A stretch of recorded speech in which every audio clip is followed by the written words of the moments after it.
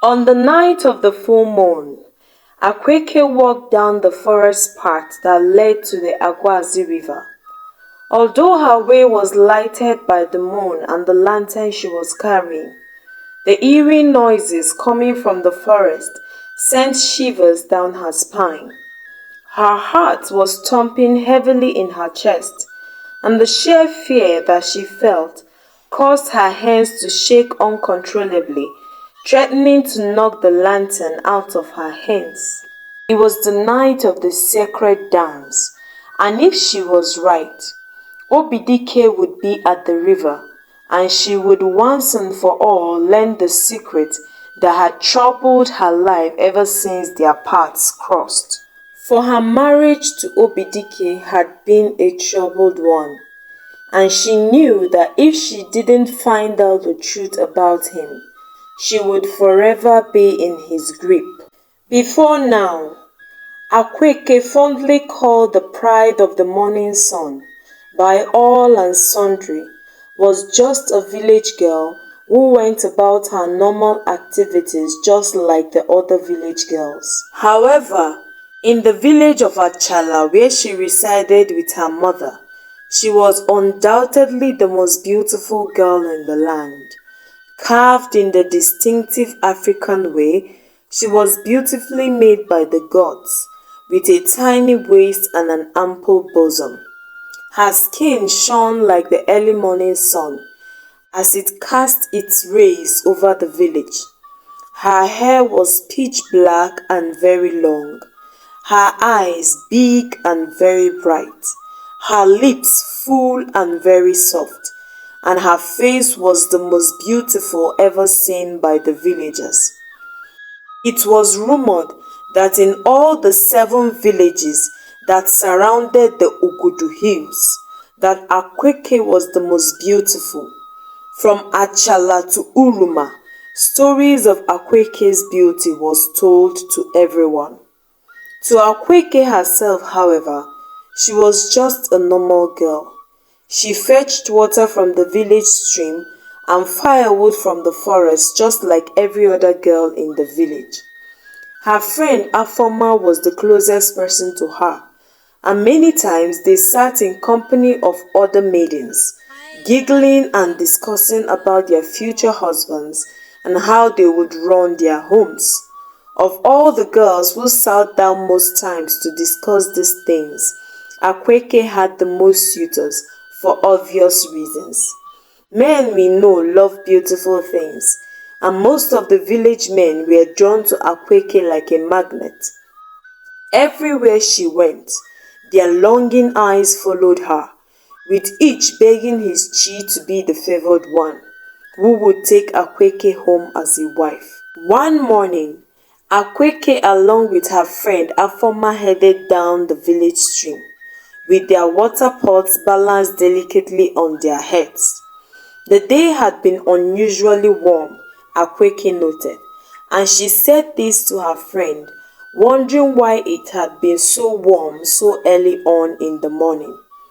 The rains are almost here, I think, Afoma said. It is unusually very warm before the rain comes. Well, I hope it isn't this warm next Eke market day. I wouldn't want my Nzu decoration spoiled by the heat on my big day, Akweke replied, gleaning with happiness at the thought of her marriage ceremony to Obidike, which would take place on the coming Eke market day. Indeed, Akweke was finally getting married.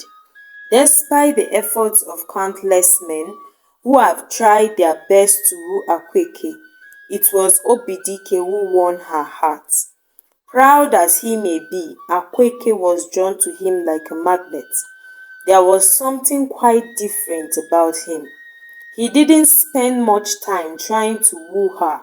In fact, he had only told her of his intentions once and had then proceeded to meet her father for his approval.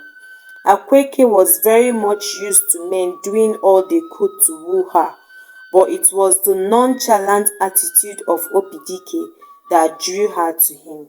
On the morning of the following Eke market day, At the sound of the first cock crow, Akweke jumped up from her sleeping mat and peeped outside her hut. Soon the women should begin to arrive, she thought.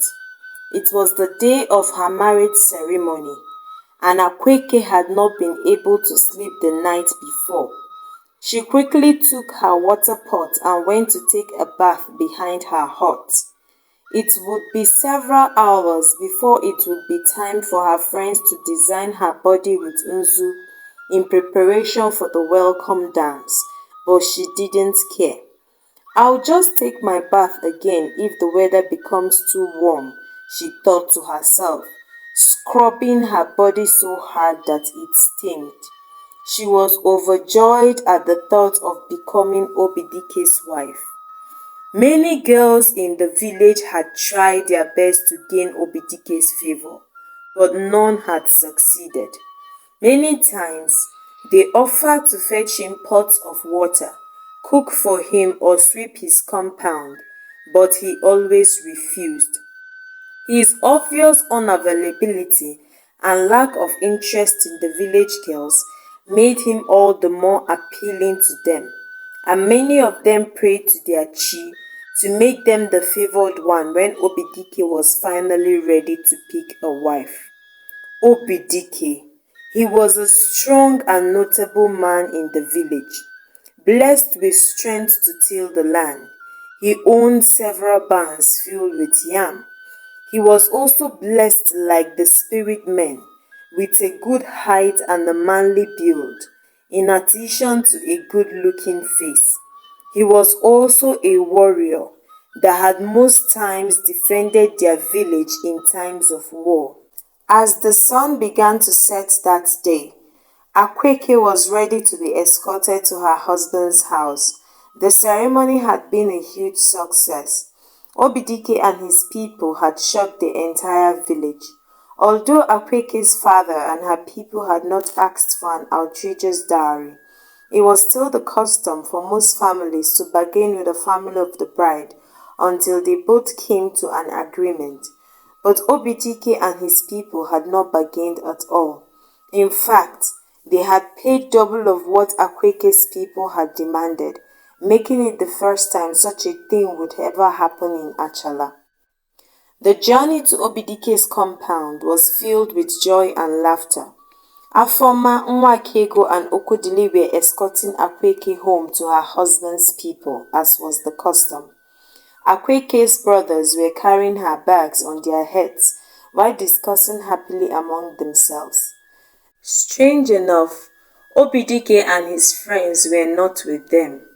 They had decided to take a different route at Obidike's insistence and had asked Akweke and her friends to go along and they would meet in the house.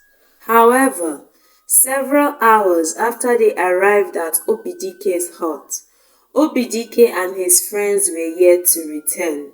Akweke's brothers had all gone home, and she was left with Afoma and Nwakego, who had pledged to spend the night with her as the first time she would be in her husband's house. "This is indeed very strange," Afoma said to her friend Akweke. "How can a man abandon his new wife on the very night of their marriage ceremony?" Akweke did not reply. She was lost in thought. Obidike's attitude was a very strange one. She had always known him to be a very quiet man, but she didn't anticipate what was happening. How would she live with him? Had she made a mistake marrying him? "My friend Afoma nudged Akweke. You haven't spoken. It seems you are lost in thought." "Indeed I am," Akweke answered. "But I think we must join Nwakego, who had retired for the night." The three girls spent the night in the hut alone. Afoma and Nwakego were worried for some time, but soon they fell asleep. Akweke lay wide awake on her sleeping mat, rolling from side to side, although she was not too bothered, because Obidike had whispered to her ear when she carried the palm wine to him that he had wanted them to spend the night alone without her friends. But could that explain why he didn't return home at all? Akweke thought to herself, still tumbling from side to side. Soon enough, she fell into a troubled sleep. She began to have a very strange dream. In her dream, she was standing in a path, and looking ahead of her, she saw an old man sitting on a cane chair. He beckoned to her, and Akweke moved forward and greeted him by bowing as a sign of respect for his age. He had been holding a bowl of water in his hands, and he had asked Akweke to look into the bowl. Akweke looked into the bowl, and she saw something that had happened in the past, the day that her and Obidike had met. It had been on an Nkwo market day.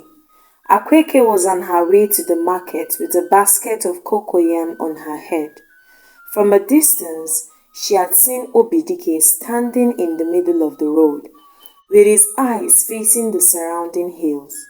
She had greeted him when she approached, and he had nodded his head in acknowledgement, without uttering a word. Akweke had gone a considerable distance, when suddenly she had heard a voice behind her. "You remind me of someone," Obidike had said, in a very deep voice that sent shivers down her spine. "Who can that be?" she had asked, turning to face him. Obidike was a very tall man. His face was a very handsome one, and he reminded Akweke of the river men in the tales her mother used to tell her in some nights in her huts. "You remind me of the widow of Achala," Obidike had said calmly. Akweke had said, adjusting the basket of cocoyams on her head so it could balance evenly.